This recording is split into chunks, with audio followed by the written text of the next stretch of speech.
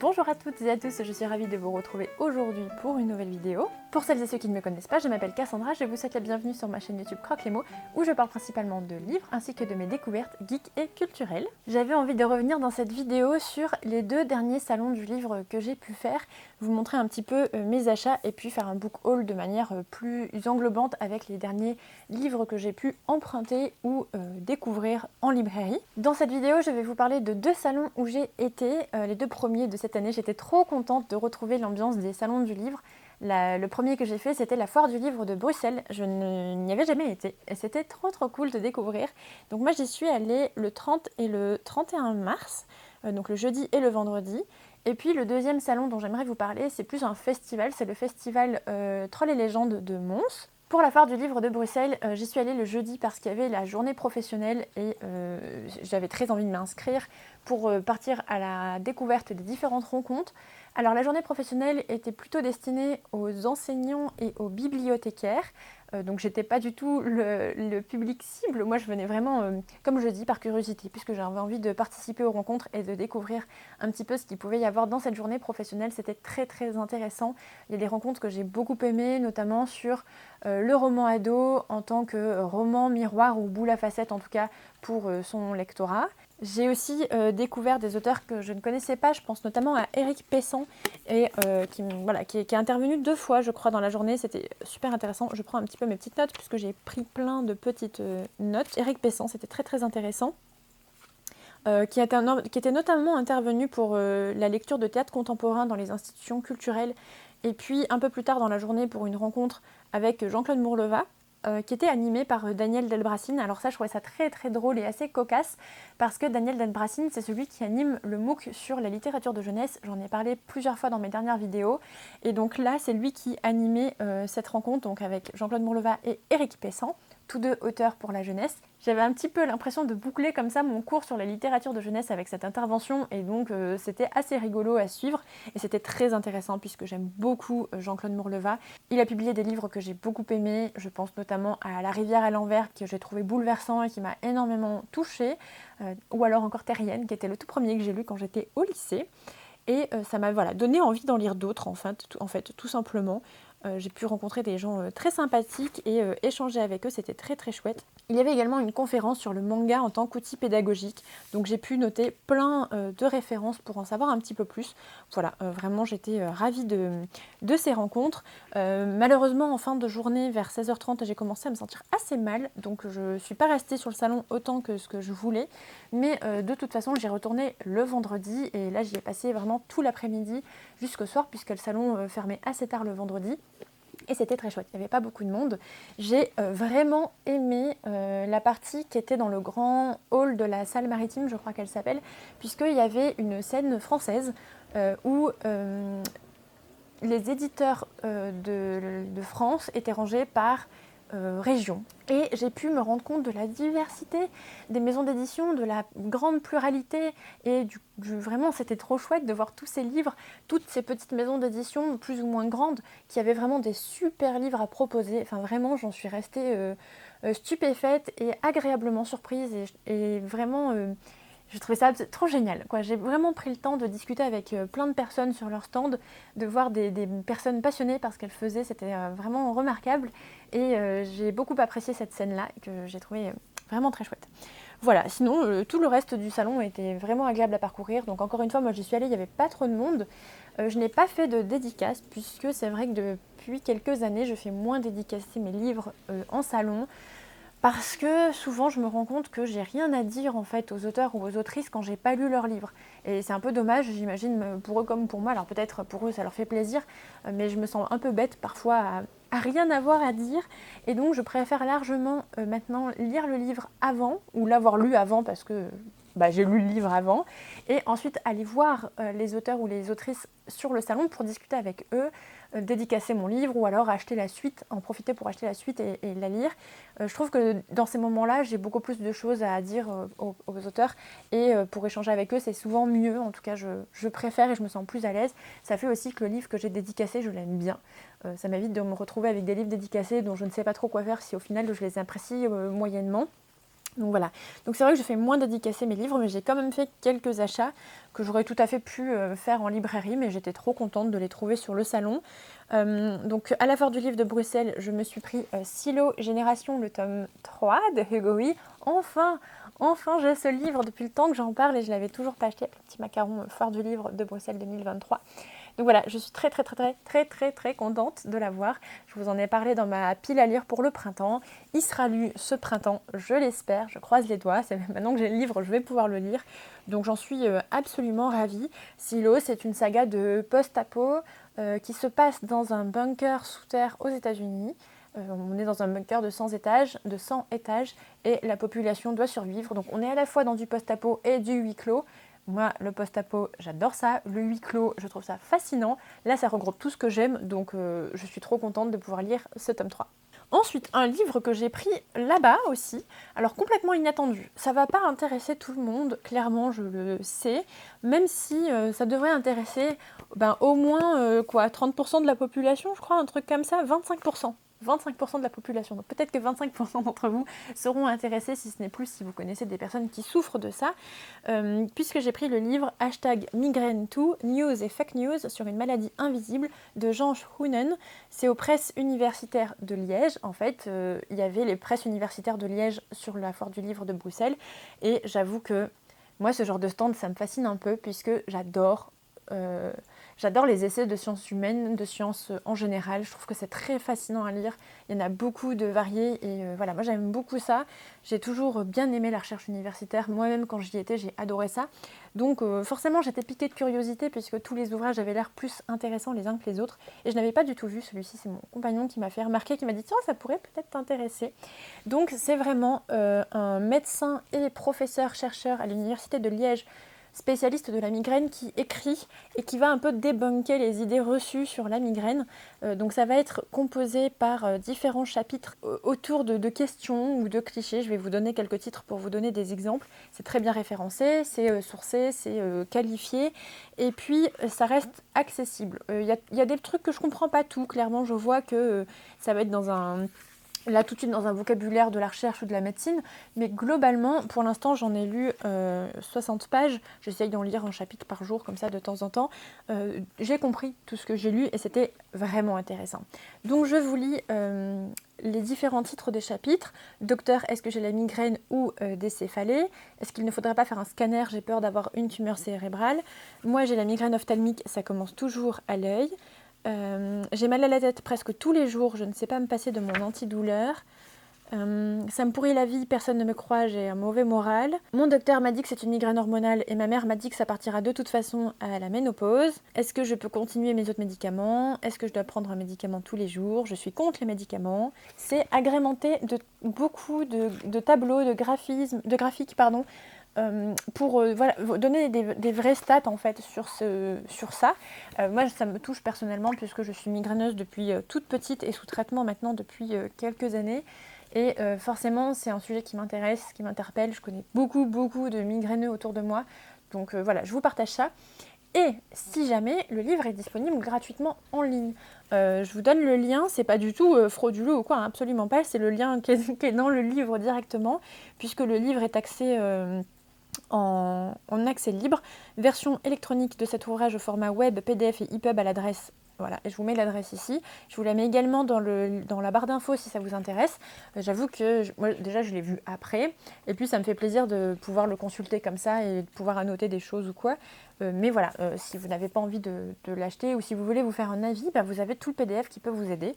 C'était la petite parenthèse assez longue, mais j'avais très envie de vous parler de cet ouvrage. Donc ça c'était pour la Foire du Livre de Bruxelles. Franchement, si j'ai l'occasion d'y retourner, j'irai avec grand plaisir puisque j'ai beaucoup aimé parcourir ce salon. J'ai trouvé que la salle maritime était magnifique, c'est toujours une très belle salle. Et ça respire, il fait bon de s'y balader. Voilà, moi j'ai beaucoup aimé, j'ai trouvé que c'était très chouette. Maintenant je vais vous parler de Trolls et légendes. Donc Trolls et légendes qui a eu lieu le 8 et 9 avril à Mons. J'en avais beaucoup entendu parler, notamment puisque moi je vais aux Imaginales depuis beaucoup de temps maintenant. Les Imaginales qui est un salon à Épinal, vraiment spécialisé dans le livre pour le coup. Et souvent, les personnes qui venaient aux Imaginales me disaient qu'elles venaient parfois avant au salon de Trolls et légendes à Mons. Et j'en ai eu toujours de très bons échos. Et c'est vrai que j'ai passé un très très bon moment. J'avoue que donc j'y suis allée avec des amis. Si je n'avais pas été avec mes amis, je ne sais pas si j'y serais allée de moi-même parce que c'était à 1 heure de route de chez moi et surtout l'entrée était à 20 €. Et c'est moins le budget que j'ai parfois pour aller en salon du livre parce que c'est vrai qu'en salon du livre, j'aime bien m'acheter des livres et 20 € c'est plus cher que le livre que j'ai acheté là. Et bon, la plupart des salons du livre que je fais sont soit gratuits, la foire du livre de Bruxelles c'était gratuit, soit sont très peu chers. Par exemple, je me rends à Livre Paris. D'ailleurs, si certains d'entre vous y vont, n'hésitez pas à me dire, je serais trop contente de vous croiser là-bas. Donc je me rends à Livre Paris et là l'entrée je crois que c'est 5 €. Donc c'est vrai que 20 € pour une entrée c'est vraiment le prix plus type convention, Japan Expo, etc. Et moi souvent ça me freine un petit peu le prix. Voilà, c'était 17 € en pré-vente, je l'ai quand même acheté en ligne mais je me suis fait avoir, je l'ai acheté trop tard mon billet et donc voilà, quand on y va à 2, 3, 4, ça fait vite un budget conséquent. Donc j'avoue que je ne sais pas si j'irai toutes les années ou alors ça dépend vraiment des auteurs puisqu'au final vous avez aussi des concerts qui sont organisés mais ça c'est vraiment le soir. Mais si vous y allez la journée, bah, ça vous donne le droit d'acheter des trucs quoi. C'est vraiment un billet d'entrée pour aller sur un marché de créateurs, de créatrices, d'artisans, de salons du livre aussi. Donc c'est chouette que ça permette peut-être à plus de monde de venir mettre leur stand. Mais en tant que visiteuse, c'était quand même moins accessible, je trouve. Voilà, c'est plus ça dont j'avais envie de parler. Malgré ça, le salon était vraiment hyper agréable à parcourir, il y avait beaucoup de monde. J'ai été énormément surprise du nombre de gens costumés, déguisés. Les gens jouaient le jeu, c'était trop cool. Adultes comme enfants, il y avait énormément de gens costumés et des super chouettes costumes. Et en fait, j'ai appris plus tard qu'il y avait un concours de cosplay et franchement, je comprends parce que les gens, ils étaient trop forts. Et là-bas, j'ai pris complètement par hasard et parce que je suis tombée dessus Kiki la petite sorcière, les racines de la magie de Eko Kadono aux éditions Inis. Bon alors si vous avez vu mon avant-dernière vidéo, cet achat ne vous surprendra pas puisque je vous avais dit que j'avais adoré le tome 1 et que j'avais très envie de lire la suite. Bon, il se trouve que là la suite elle était sur le salon, je me suis dit que c'était trop bête de ne pas l'acheter étant donné qu'il y avait l'éditeur. Donc voilà, je me suis pris juste le tome 2 pour l'instant, je vais avancer comme ça. C'est vraiment très aéré, la maquette intérieure j'aime beaucoup puisque ça se voit que c'est de la littérature de jeunesse, c'est écrit gros et puis c'est des grandes marges, donc ça fait que le livre est quand même agréable à parcourir, même s'il est beaucoup plus gros que le premier tome. Alors non seulement je l'ai en anglais, mais en plus voilà, il était tout fin à côté. Je me fais une joie absolue de découvrir ce roman, j'étais très contente de le trouver là-bas. Donc voilà, donc ça c'était mon retour sur les différents salons. Je me rends donc, comme je le disais, à Livre Paris et je pense que c'est le dernier salon que je ferai parce que je ne vais pas aux Imaginales cette année malheureusement. J'ai autre chose de prévu ce week-end-là et voilà, je ne crois pas qu'avant l'été je ne crois pas me rendre à d'autres salons avant l'été a priori. Peut-être que si, mais dans ces cas-là, j'en parlerai sur les réseaux sociaux. Mais en tout cas, voilà, Livre Paris qui se déroule le 22-23. Moi, j'y vais le 22, j'y vais le samedi, voilà, si jamais. Mais j'avais envie quand même de vous parler de mes autres achats. Je profite de faire un petit book haul en même temps, de vous présenter diverses choses. Le premier livre que j'avais envie de vous présenter, je l'adore. Vraiment, j'en suis trop fan. C'est le livre des maisons extraordinaires de Seiji Yoshida. C'est aux éditions Elitis.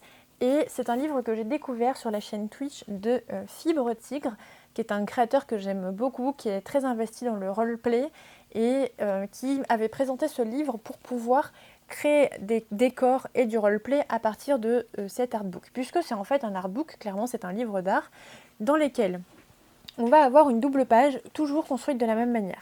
À gauche, on a une maison, on a une illustration, vous voyez, comme ceci. Et puis sur la droite, on va avoir le plan de la maison, la vue isométrique de la maison, la personne qui habite la maison, et puis une description. Et alors ça, je trouve ça absolument formidable. Là, on a par exemple la tour proche de la frontière, magnifique illustration, puis le plan et la vue isométrique. Alors moi, je vous avoue que j'ai un faible pour les vues isométriques. Je ne sais pas pourquoi, je trouve ça fascinant. Et bien que je ne sais pas trop ce que je vais faire de ce livre... Oh, là, regardez, la maison dans le cacaotier. Donc on a une maison dans la forêt, puis on a la maison ici. Vraiment, donc voilà, ce sont des maisons extraordinaires. Et ce que je veux vraiment faire avec ce livre, c'est des petits exercices d'écriture en fait. J'aime beaucoup écrire, j'ai pas écrit depuis très longtemps, depuis le lycée je pense. et j'ai aucune vocation à devenir écrivaine, et voilà, c'est pas du tout mon ambition, mais pour autant, j'aimerais trop écrire des petites histoires pour chacune de ces maisons et raconter, je sais pas, sur quelques pages, l'histoire de ces personnes qui habitent ces maisons. Je trouve que c'est fascinant, c'est inspirant. Si vous écrivez ou si vous êtes à la recherche de décors ou d'illustrations, ça peut vraiment vous plaire. Et d'ailleurs, à Trolls et Légendes, il y avait un artbook qui ressemblait fort, alors là, par un artiste, je pense, français. Il me semble que c'était un artiste français. Et l'artbook était construit de la même manière, avec des vues isométriques. J'ai failli craquer, mais le livre était, je crois, à 40 €, donc c'était quand même assez onéreux. Donc c'est vrai que j'ai été raisonnable et je ne l'ai pas pris. Mais j'adore. Ce genre d'artbook, je suis complètement fan. Ensuite, je voulais vous parler de 2 bandes dessinées du Lombard. La première, c'est Toutes les princesses meurent après minuit de Quentin Zuition, qui a gagné le prix du Fauve Jeunesse d'Angoulême 2023, ou 2022, enfin en tout cas sur le dernier salon. Et j'avais très envie de découvrir cette bande dessinée. J'ai beaucoup aimé, j'avais jamais lu Quentin Zuition. J'ai beaucoup aimé la construction. On va suivre 3 relations amoureuses à différents stades de la vie. Il faut avoir le moral quand même pour découvrir ceci. J'ai trouvé que c'était très chouette. Je sais pas, ça a l'air d'être du pastel gras au niveau du dessin. Je voudrais pas dire de bêtises, mais voilà, j'ai trouvé que c'était très chouette à parcourir. Je vous la recommande, ça m'a beaucoup plu. Alors quelques trigger warnings, puisque ça pourrait peut-être vous toucher, et voilà, peut-être que vous avez envie d'être au courant de ça. Ça va parler de sexisme, ça va parler d'homophobie, ça va parler d'agression, en tout cas de jeu avec le non-consentement. Jeu, c'est peut-être pas le terme approprié, mais de violence en fait à cet égard-là. Donc voilà, juste pour vous prévenir. Ensuite, également du Lombard m'a été transmis, et un grand merci à la maison d'édition, le premier tome de Elle, qui s'appelle La Nouvelle, entre parenthèses avec un S, de Aveline Stockart et de Kit Toussaint. Alors je ne connaissais pas du tout, alors j'ai beaucoup entendu parler de Elle, mais je ne connaissais ni l'autrice, ni l'illustratrice, ni l'auteur, et je ne connais pas du tout le travail graphique de Aveline Stockart, mais j'en ai entendu beaucoup parler, beaucoup de bien. Ça fait très film d'animation, je trouve, un peu une ambiance à la Pixar, très colorée, avec des personnages très expressifs. Et j'ai très hâte de découvrir cette bande dessinée. Je n'en sais pas plus, et je vous avoue que j'ai pas trop envie d'en savoir plus, parce que j'ai envie de me laisser de la surprise de la découverte. C'est vrai qu'un petit peu les personnages comme ça me fait penser à Black Mirror, et j'ai... Pas Black Mirror, pas du tout. Comment ça s'appelait cette série? Attendez, ça m'intrigue. Orphan Black, voilà. Ça me fait penser à Orphan Black, où justement il y a une question de... Ah, je vous dis pas si vous connaissez pas Orphan Black. Disons que ça parle de clones. Voilà, je vous en dis pas plus, mais j'ai adoré Orphan Black. Bon, j'ai pas fini, mais le peu que j'avais vu, je trouvais que c'était trop bien. Donc voilà, ça m'y fait un petit peu penser, donc peut-être qu'on est dans le thème, peut-être pas du tout. Mais j'ai très hâte de la découvrir.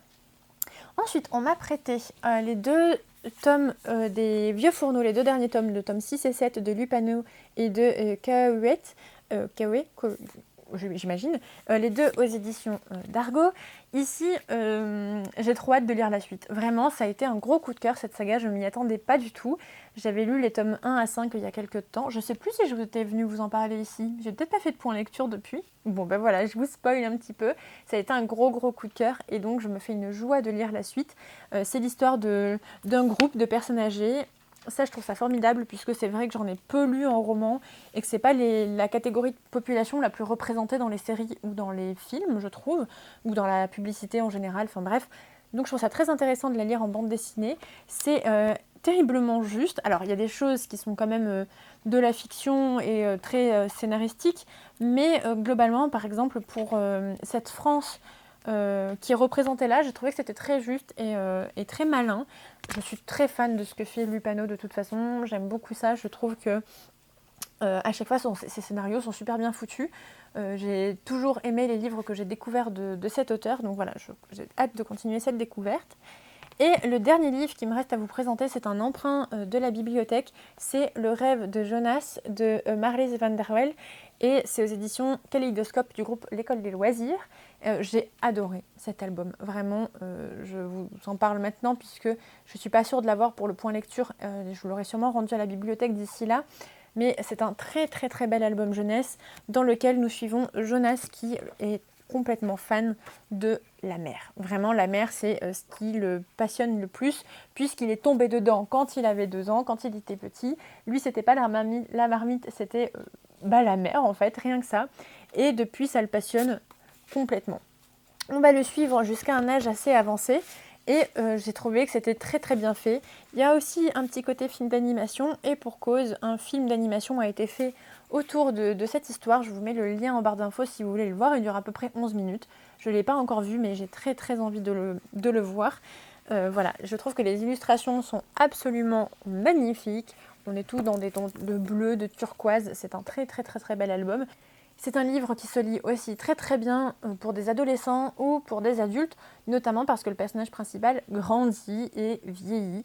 Donc ça se veut quand même pour un public assez large, je trouve, pas spécialement réservé à la jeunesse. Et puis j'imagine que le lire avec des enfants, ça doit être très chouette parce qu'il y a plein de choses à voir sur les images. Donc voilà, j'avais envie de vous en parler dans ce book haul, dans cet emprunt de la bibliothèque. Voilà. Écoutez, je crois que j'ai fait le tour de cette vidéo. Je suis trop contente de vous avoir parlé de tous ces livres et de ces salons. Ça me fait très plaisir de retourner en salon du livre. À chaque fois, je trouve que ce sont des moments très enthousiasmants, très passionnants en fait. Je m'amuse en salon. Je trouve qu'il y a plein de choses à voir et à faire. Et c'est toujours des chouettes moments. Voilà. J'espère que cette vidéo vous aura peut-être donné des idées de livres, de découvertes. N'hésitez pas à me dire si j'ai peut-être une chance de vous croiser donc, à Livre Paris. Et voilà, j'espère que vous faites de belles lectures. D'ici la prochaine vidéo, je vous souhaite de prendre soin de vous et de faire plein d'autres belles découvertes. À très bientôt. Bye!